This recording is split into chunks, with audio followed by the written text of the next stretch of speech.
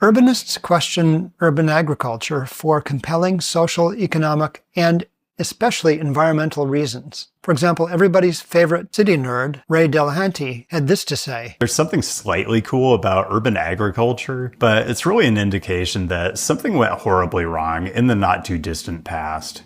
Now I know, Ray was treating the situation with his trademark, nuanced, dry humor, but there's an edge to it, and for good reason. In my recent episode on the expansion of the Kailash Eco Village, seen in this picture here, there was a comment that it's more environmentally friendly to build housing in place of mini gardens, thereby creating denser and more compact cities, which can help reduce greenhouse gas emissions. And this is exactly where my head was at when I began the journey that led to Econicity nearly 2 decades ago. And the reasoning behind it is solid, as you'll see later in this episode. So, does this mean that urban farms and eco-villages are a mistake? No, not to worry. As a permaculture urbanist, I've got you covered. Today we'll dive into the advantages of dense urban form. That's the urbanist part of this channel. How gardens can, unfortunately, maintain sprawl. And finally, the permaculture half of this channel, the lost paradigm that eco-villages can use to make cities 5 times more compact. Welcome to Econicity, best practices for sustainably abundant cities.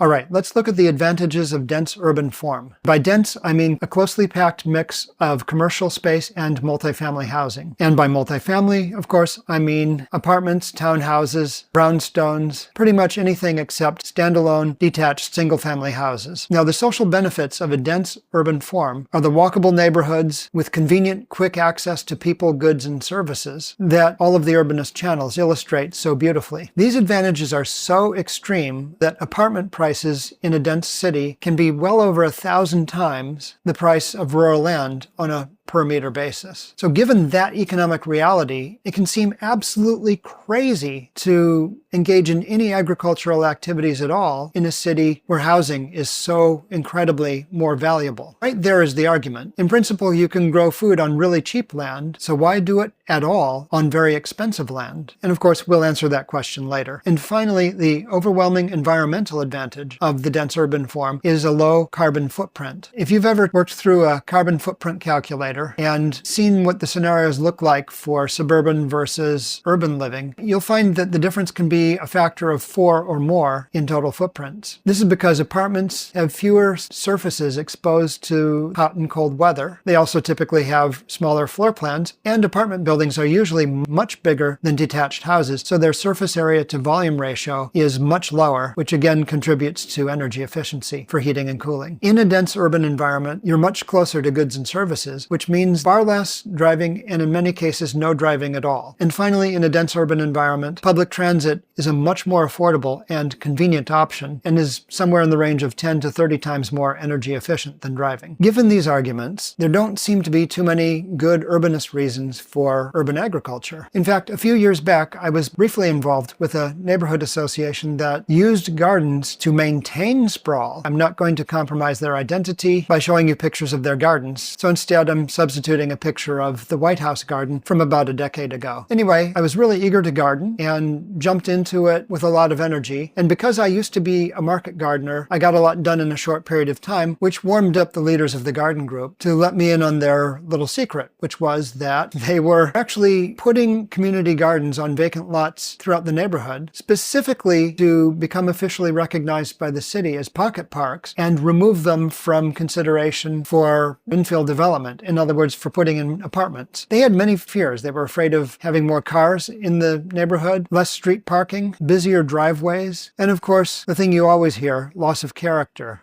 which as Johnny Harris with the New York Times has reported, is basically smokescreen for property value and being afraid of having lower income neighbors and their children mingling with their children in the schools. Now, I would have been uncomfortable enough with all of that in any case, but in that year, rents increased 33% across the board in the few apartments in that neighborhood, and I just couldn't be part of that. So as you can see from the urbanist perspective, gardens not only directly contribute to sprawl, but they also have, in my experience, been used to maintain a sprawling neighborhood character. But there is another way to look at cities that has often been lost in these conversations. To get a sense of this other way of looking at cities, when I think of this lost paradigm, I think of the Tale of the Useless Tree by the Chinese Taoist philosopher Zhuangzi. And I'm going to take a few liberties with the story. You can Google it. There's many copies floating around online. But the story basically went like this. A carpenter and his apprentice were approaching a shrine in the village when the apprentice stopped to marvel at this beautiful old oak tree. His branches spread so far in every direction that he thought perhaps it could shelter 1,000 oxen at once. And had he had the time to really think about it, he might have noticed all of the many species of birds and insects living in the various layers of that tree, and how the tree watered the ground around it, providing up to half the precipitation just through condensation off of its leaves at night. Well, the carpenter realized what his assistant was looking at and angrily snapped him out of it. "That tree is good for nothing," he said. "You could cut it up into boards, and the boards would all be warped and too sappy to use anywhere. You could cut it up for posts, and the posts would rot. It's as useless a tree as I have ever seen. You could make canoes out of all of its thick branches, but the wood is too heavy and would sink. This tree is no good." But then, later that night, the tree appeared to him in a dream and said, "So you think I'm useless, do you? Look at the apple tree. Look at the pear tree. Do you see how short their lives are, with men climbing and scrambling about their branches for food every year? I've worked hard at being useless to everyone but myself. I've grown big and old and wise as a result. By working hard at being useless to everybody, I have become most useful to myself." When you think about it, the tree was basically saying that living beings have inherent worth. And from the carpenter's assistant's perspective, that inherent worth can't help but have worth to some other life around it. And this is the paradigm of life. We're used to thinking of cities in the object paradigm. Objects are things that you either have or don't have, but lives are things that we share. Objects tend to be single purpose, whereas our lives are multi-relational. And I know you've probably thought of smartphones as an example of an object that has many purposes, but aren't those purposes derived from our relationships with the other people who use the digital media and the things that they created on them? Objects, of course, have economic value, but life has ecological value. Every single living being is part of a cycle of nutrients and energy that stretches resources. In a healthy ecology, the nutrients that go through our bodies are recycled hundreds or even thousands of times before they leave the system, thus dramatically improving the value of these resources. Objects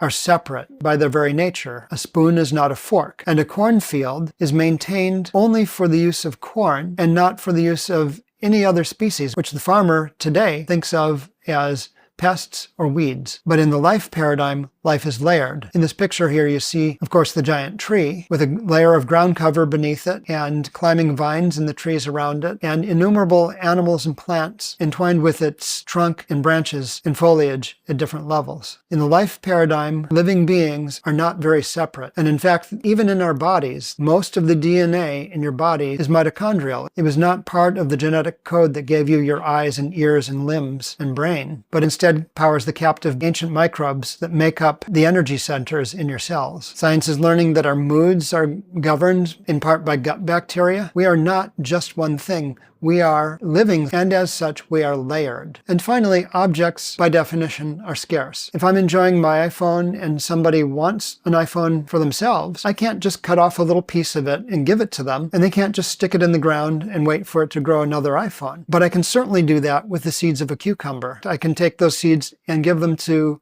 everybody in the neighborhood. We'd have enough cucumbers for everybody if they wanted it and took a little time to let them grow. Life is abundant in exactly the way that objects are not. So the thing to know about cities, water, and gardens is that they're more than objects. They are life processes. Now, I know this sounds a little woo-woo, especially if, like me, you have a hard science degree, or if you're in the engineering or architecture fields. But knowing the life paradigm can vastly expand what you can accomplish with design. Let's look at a couple examples. As they found in recent studies in Chicago, green roofs can provide winter insulation, summer cooling to the tune of 19 degrees Celsius at the roof's surface, or up to 40 degrees Fahrenheit. And with the right choice of plantings, they can provide food in 3 or more seasons. The huge surprise is that green roofs can also provide much longer roof lifetimes because the plants do a lot to mitigate the weathering effects of ultraviolet light from the sun and long-term exposure to rainfall. Now, let's get down to ground level. Urban forests can provide wind protection in winter, shade and cooling in summer, and that cooling, by the way, is not just strictly due to the shade, it's also due to the evapotranspiration of water vapor from the leaves of all of the plants. Urban forests can provide stormwater control, aquifer recharge, food, of course, noise reduction, recreation. I've been in a family with accomplished tree climbers and vine swingers. Urban forests provide beauty and form, pollution mitigation, carbon sequestration, and bird and butterfly habitat. But this begs the urbanist question,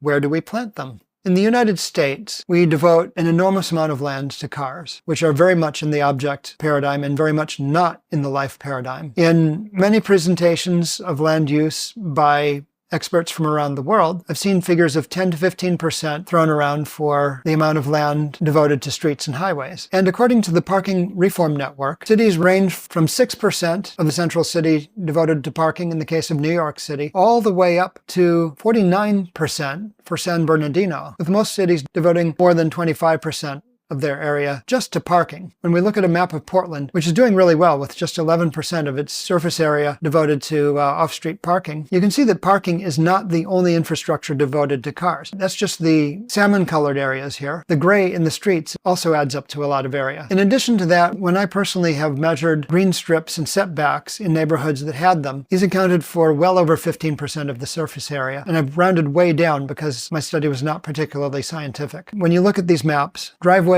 sales, and service areas are also not mapped, and I figure those count for an additional 1 to 3%. So when you add this all up, somewhere between 18 and 82% of the surface area of cities is devoted to cars. And in the US, we tilt toward the middle to high end of that range in most cities. So this is a lot of land area. How can we free that up for other uses, such as urban forestry? Well, public transit is a really good option because it uses 1/3 to 1/60th as much land as cars do, as you can see from the studies charted here. And in addition to that, active transit uses 1/6 to 1/10 as much area as getting around by cars. I always have to point out that transit is 20 times safer than cars in environments that interact with cars, and hundreds of times safer than cars in environments that are grade separated from cars. Of course, transit plays really well with high-density mixed-use neighborhoods, and even low-rise development can occupy 95% less land than detached houses. So if you want a compact urban form with layered gardens, the thing to do is to remove car infrastructure. And that's just what Kailash Eco Village, the topic of 2 recent episodes, did in Portland, Oregon. Now, just to bring you up to speed, this is an urban eco-village with 30 apartments near 3 bus lines. And Kailash has depaved 38% of its original parking to expand its gardens. They also added 96 bike parking spots, including 48 in the sheltered shed shown in this picture. There's 26 car parking spaces versus 96 bike parking spaces, and you can see even now the area devoted to car parking is just so much bigger. They added 3 shared electric vehicles and 6 charging stations, which effectively removed at least 17 cars from the road. Now, I was genuinely delighted to see all of this happening, but people have every right to be skeptical of so-called garden neighborhoods, because after all, the garden city or garden neighborhood was the term that was used to sell the suburbs to people, which are so very much more land per person than the high-density urban form that we've been talking about. So are urban eco-villages like Kailash just more of the same hype that we've seen for well over a century? Well, in my view, no, it's not suburban at all. Kailash is thriving because it's right there in the city, and it's in a very high-density part of it. Near 3 bus lines, the walk score is 83, the bike score is 96. And rather than having lawns of just one species of grass to mow, they have very diverse organic gardens that layer beauty and tranquility with food by design. They also have a professional market gardener who sells the excess produce at market and returns a profit to garden participants. Now, I've spent years visiting rural eco-villages and seen how most of them are struggling to one degree or another, especially trying to find new residents. But by being urban, I was informed by Kailash's owner that their wait list is now 700. This is how Ecovillages use the life paradigm to bring cities back to life by setting up living systems with abundant sharing. And notice that it doesn't come at the expense of causing sprawl. Far from it. In this life paradigm, ecovillages can set up abundant sharing and layered gardens and layered community relationships that make them more compact, mainly by removing demand for car infrastructure. I looked up the urban densities of a number of cities. For example, Columbus, Ohio has 647 square meters per person. Portland has an area of 575 square meters. And Kailash is 5 times denser than Portland. I put a few other numbers there just for fun. Hong Kong is quite a bit denser than Portland, not as dense as Kailash, much less dense than the Bronx. And fun fact, 75% of the land area of Hong Kong is green and undeveloped. And notice that I've also put in a couple of numbers for Edenicity. Now, Edenicity is a scheme for redeveloping cities as much as possible in the life paradigm, and would grow all of its food and provide all of its energy on site. And when I've run those numbers, they work out to about twice the density of Portland for the city as a whole, and block by block about twice the density of Kailash, just adding basically one more story and rooftop gardens to all the buildings, and making sure that the gardens meet all of our food needs. And if you want to see how that works, go ahead and download a copy of the Edenicity reference design, which I've linked in the description below. Thanks as always to the wonderful patrons for supporting this work. Take care, stay green, see you next time.